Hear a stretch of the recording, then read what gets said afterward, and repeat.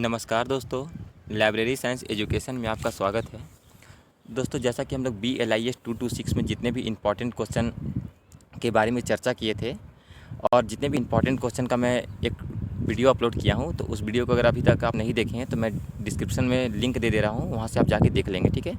उसमें दोस्तों जो भी इम्पॉर्टेंट क्वेश्चन थे, जैसे कि मैं इससे पहले प्रबंधन क्या होता है, प्रबंधन के बारे में वीडियो अपलोड कर चुका हूँ और TQM यानी टोटल क्वालिटी मैनेजमेंट वो भी अपलोड कर चुका हूँ, ठीक है।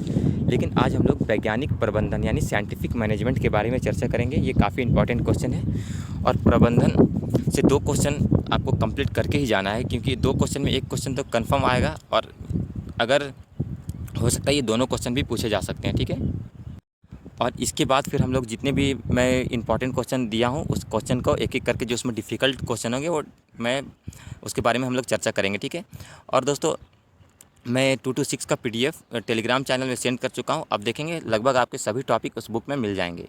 अगर नहीं मिल पाते हैं तो आप हमें कमेंट करके ज़रूर बताएं, आप हमसे पूछ सकते हैं, तो मैं बिल्कुल वहाँ पे सभी को रिप्लाई कर दूंगा। चलिए हम लोग स्टार्ट करते हैं वैज्ञानिक प्रबंधन यानी साइंटिफिक मैनेजमेंट। देखिए, सबसे पहले हम लोग साइंटिफिक मैनेजमेंट के बारे में जान लेते हैं कि ये कहाँ से इसकी उत्पत्ति हुई है, कौन इसकी उत्पत्ति किए थे, ठीक है। तो चलिए पहले एक बेसिक जानकारी हम लोग देख लेते हैं। FW टेलर एक अमेरिकी व्यक्ति थे। उन्होंने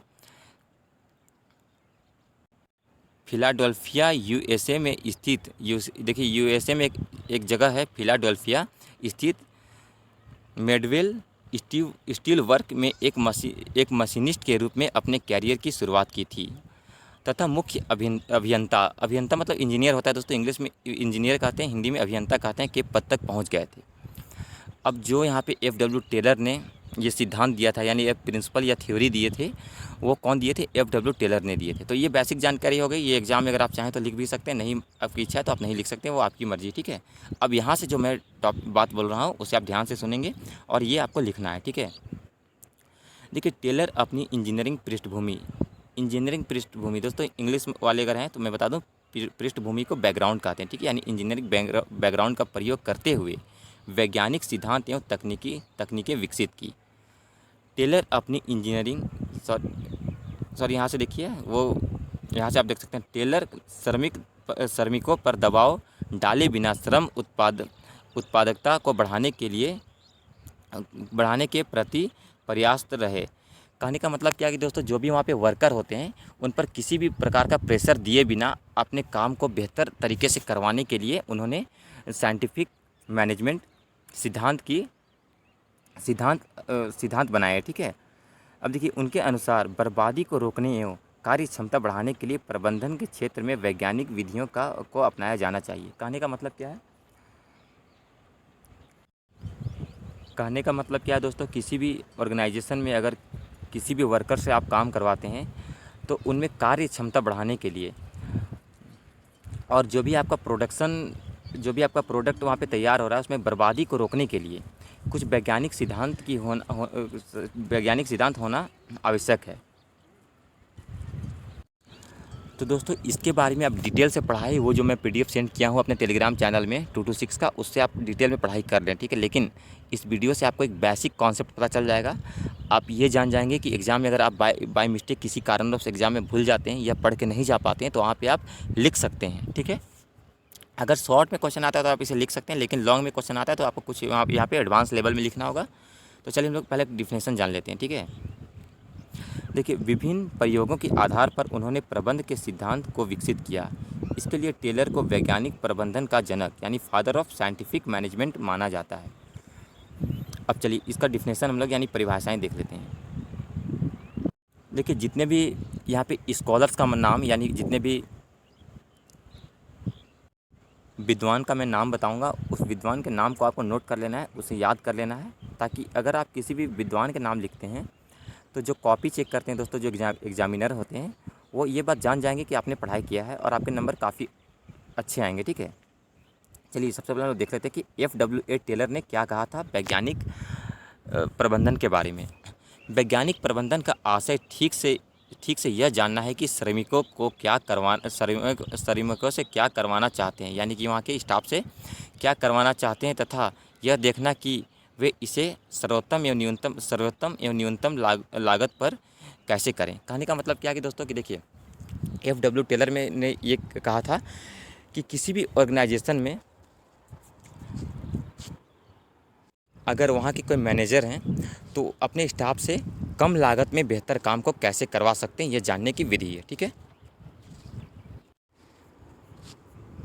नेक्स्ट क्या है देखिए, हॉर्लो पियर्सन ने क्या कहा था, इसका डेफिनेशन क्या दिया था उन्होंने।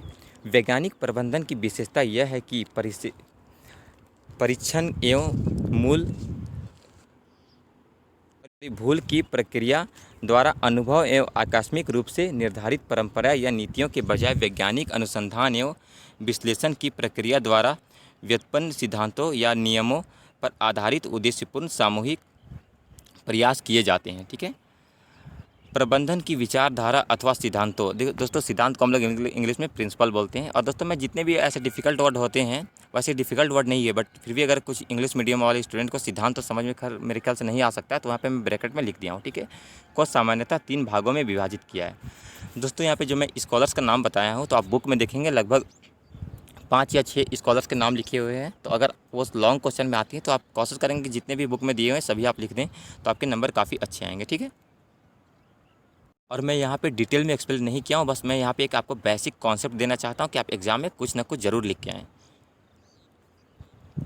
देखिए अब यहाँ पे 3 भाग कौन कौन से। पहला शास्त्रीय प्रबंधन सिद्धांत यानी क्लासिकल मैनेजमेंट थ्योरी, जो कि 1880 में ये विकसित किया गया था। देखिए शास्त्रीय प्रबंधन सिद्धांत परंपरावादी सिद्धांत कहलाता है। यह सिद्धांत संस्था के केंद्रित है और अर्थशास्त्रीय रूप से विवेकी मानव का वर्णन करता है। सेकंड में क्या है, नवशास्त्रीय प्रबंधन सिद्धांत। ये 1920 में डेवलप हुआ था और 1920 से 1950 तक